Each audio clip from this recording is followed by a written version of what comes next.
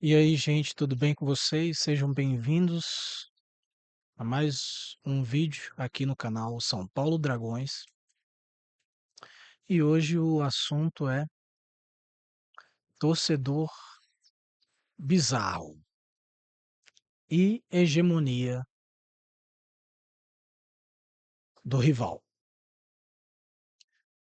Hoje vamos dar uma olhada sobre esses dois assuntos. Bem, hoje vamos analisar semelhanças ponto a ponto e, no caso, a análise da analogia da torcida do São Paulo como bizarro no futebol brasileiro. A semelhança não está na deficiência intelectual literal, mas na postura trágica, ingênua e facilmente instrumentalizável que ambos os lados ocupam em suas respectivas narrativas. Elemento da analogia: personagem bizarro da revista, né, DC Comics, e do lado uma comparação, né, uma parte da torcida do São Paulo ou de outra torcida. Origem, identidade.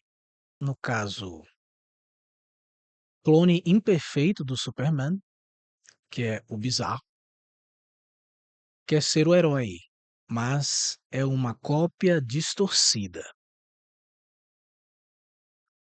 Já no caso do São Paulo ou de outros clubes, é tratada como aliada por uma torcida rival. Quer ser astuta e independente, mas adota um papel passivo na narrativa alheia. Lógica interna. Segue o código bizarro, age de forma invertida, sem compreender plenamente as consequências. No caso da torcida, aceita uma amizade que é, por definição, antagônica no futebol. A lógica somos aliados contra outros inverte a rivalidade esportiva natural. Principais fraquezas: inteligência limitada e ingenuidade. Sua força bruta é anulada pela falta de discernimento.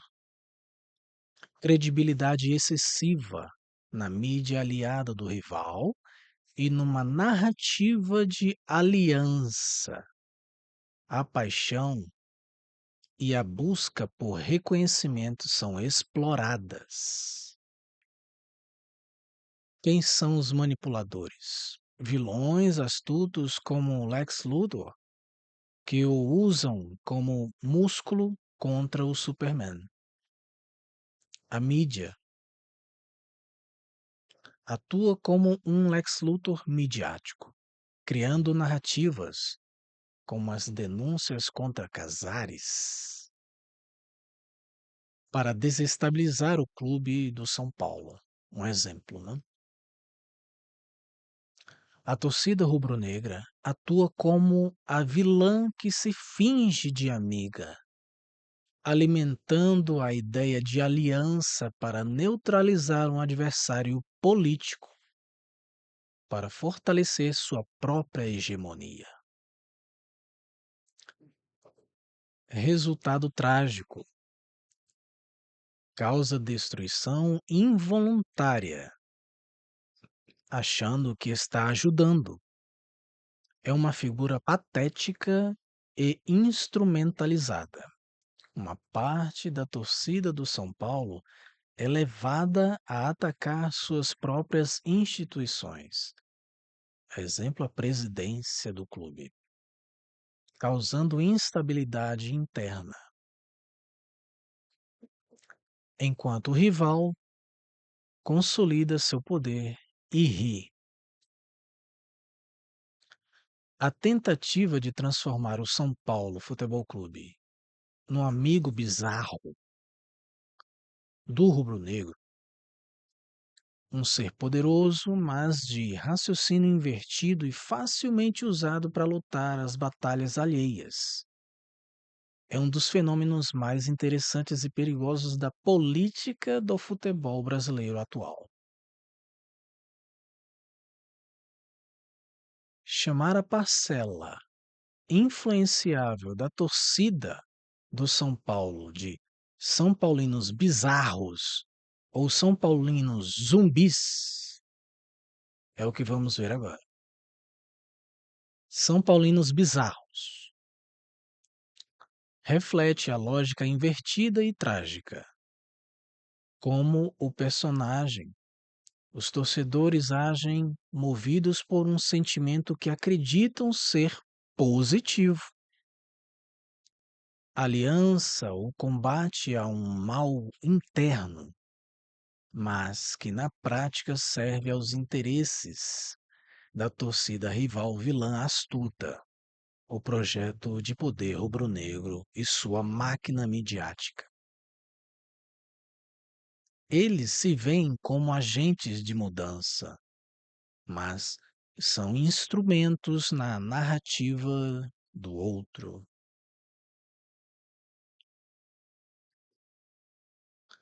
São paulinos zumbis reflete a submissão e a falta de autonomia crítica. O zumbi é um ser controlado, que segue uma programação externa. Nesse caso, a programação vem de dois vetores. O ordem midiático, a narrativa repetitiva e uníssona de portais midiáticos globísticos brasileiros que define os assuntos, os vilões e as crises. O controller rival, a torcida rubro-negra, que, ao alimentar a farsa ou a falsa sensação de camaradagem, somos aliados, somos os grandes do Brasil, neutraliza a capacidade da reação crítica e rival do São Paulino. Um rival que te elogia e te chama de amigo não é um rival,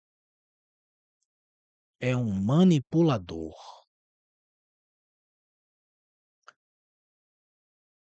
O mecanismo de dominação em duas camadas. É crucial entender que a mídia globística brasileira e a torcida rubro-negra não são forças separadas. São braços de um mesmo projeto de hegemonia. A mídia globística brasileira fornece a arma, as manchetes, os furos seletivos, o foco obsessivo em denúncias contra Casares e o silêncio sobre problemas de outros clubes. É uma ferramenta de manipulação em massa. A torcida rubro-negra fornece a isca, a suposta amizade, o suposto respeito, o suposto aliado.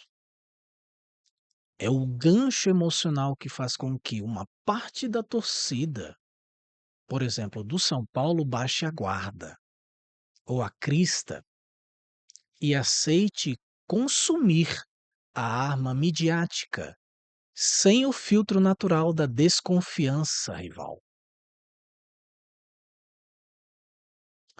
O resultado é uma torcida que, em um nível significativo, passa a pensar e agir de acordo com os interesses de seu maior rival contemporâneo. Essa parte da torcida internaliza o inimigo e direciona sua fúria para dentro de sua própria casa, enquanto quem criou o cenário assiste e se fortalece. O que está acontecendo com São Paulo?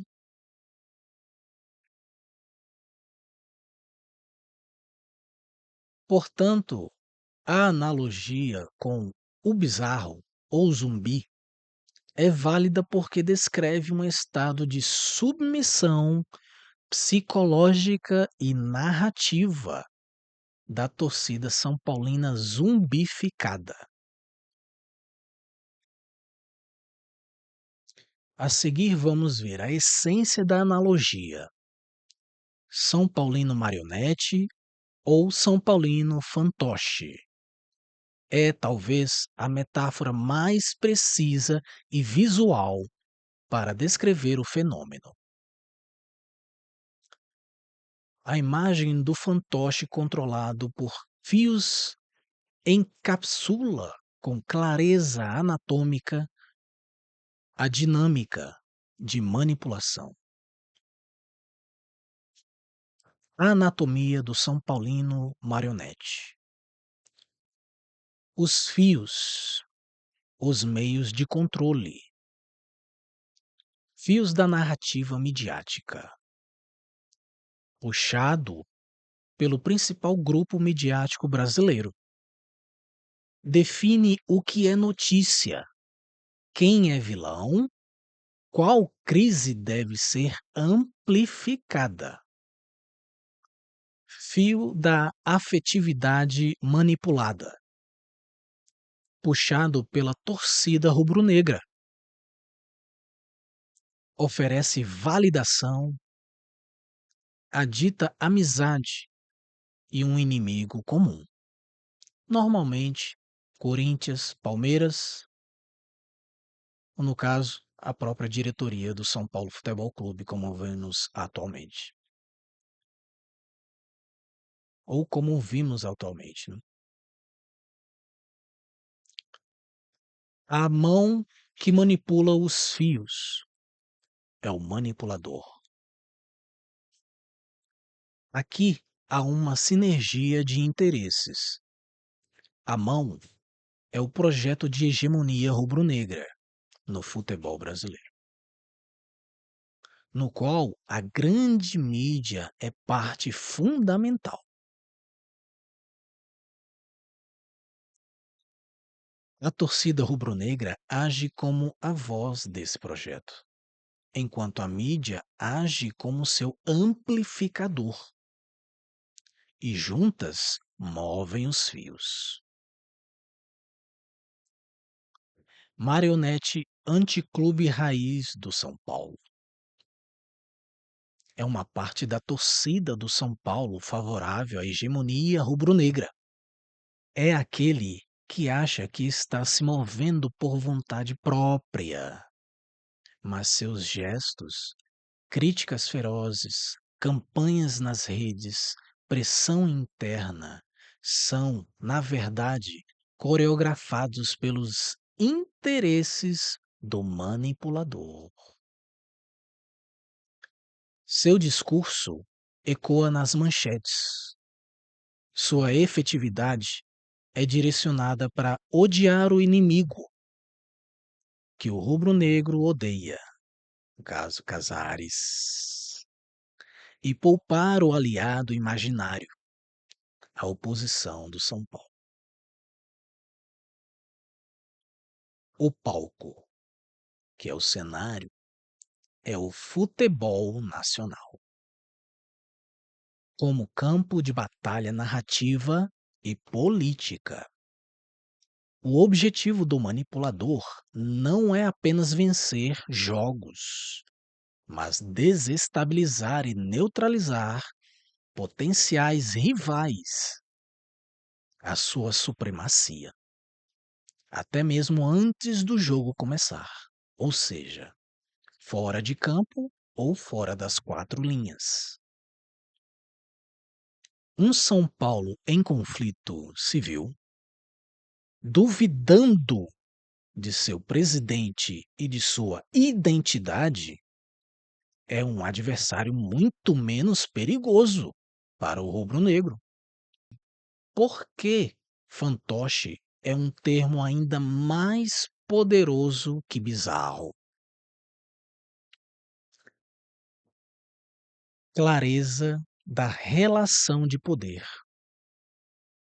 Enquanto bizarro implica uma tragédia interna e uma lógica confusa, o fantoche expõe diretamente a relação de controle e subserviência.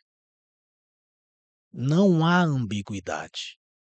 Alguém puxa os fios, outro dança. Intencionalidade do manipulador. A figura do fantoche deixa claro que há uma intenção deliberada por trás. A torcida rubro-negra e a mídia não são acidentais ou forças naturais. São agentes ativos em um jogo de influência. A ilusão de agência. O fantoche move os braços, abre a boca, parece vivo. Isso representa perfeitamente a ilusão de que o São Paulino manipulado está pensando por si mesmo, quando na verdade está repetindo um script escrito alhures, ou seja, escrito em outro lugar, além ou noutro sítio. Significado direto de alhures, em outro lugar que não aqui.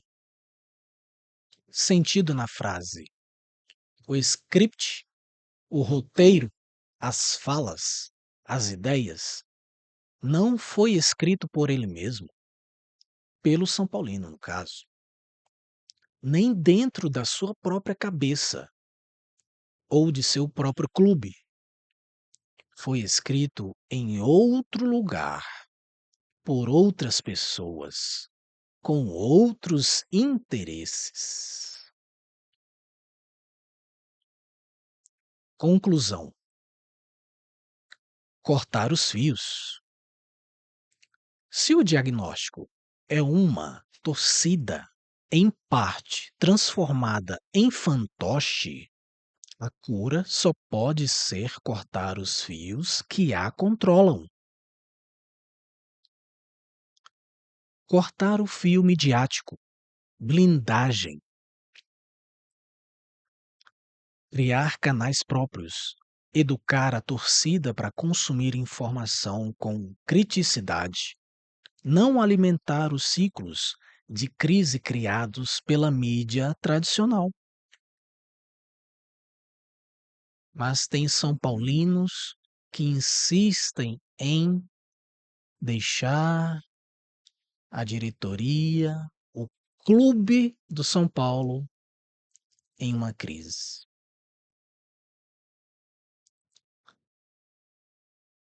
Cortar o fio da afetividade manipulada, a consciência rival. Reafirmar que, no futebol, não há alianças, há interesses. O rubro-negro é o maior rival esportivo e institucional da era moderna. Qualquer amizade é tática, ou seja, é um artifício para baixar a guarda dos São Paulinos, corintianos, palmeirenses, etc., com a intenção de os tornarem em São Paulinos bizarros, palmeirenses bizarros, corintianos bizarros ou marionetes. Conclusão: diante dessa campanha midiática e a falsa amizade rubro-negra, eu criei o termo bizarronete São Paulinos. Eles repetem com convicção trágica o script escrito alhures, ou seja, além. em outro lugar, achando que estão salvando o clube, quando, na verdade, estão cortejando seus próprios algozes. O rubro-negro e sua mídia. Bizarro Net encapsula essa figura trágica do futebol brasileiro. O torcedor cuja paixão é distorcida e seus fios puxados pelo rival mais astuto e por sua máquina de narrativas. Então, o que é o Bizarronet?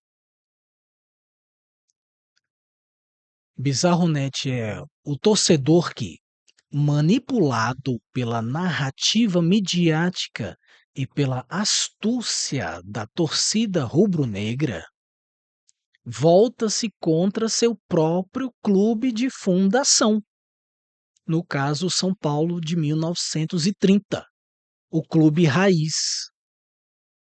Ou então, no caso Corinthians de 1910 e no caso Palmeiras de 1914. Esse tipo de torcedor age como um fantoche do rival, achando que pensam por si, mas repete um script escrito a alhures. Essa é a descrição para todos os torcedores que torcem contra seus próprios clubes de futebol.